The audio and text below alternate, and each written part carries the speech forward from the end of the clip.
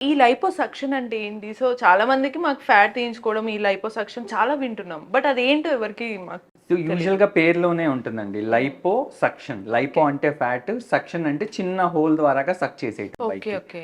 So 2 to 3 mm hole నుంచి మనం almost 7 to 9 litres of fat, oh! అంటే 10-13 కూడా తీసేవాళ్ళు ఉన్నారు, బట్ ద సేఫ్ లిమిట్ ఈ 7 to 9 litres okay. Of fat ని ఒక్క సిట్టింగ్ లో ఆ చిన్న హోల్ నుంచి తీసేయటాన్ని లైపోసక్షన్ అంటాం. సరే ఇప్పుడు ఆ లైపోసక్షన్ ద్వారా ఒక్కసారిగా అంత ఫ్యాట్ తీస్తే బాడీలో ఎటువంటి చేంజెస్ వస్తాయి? అండ్ మనిషికి నీరసం అలా ఏమన్నా ఉంటుంటదా?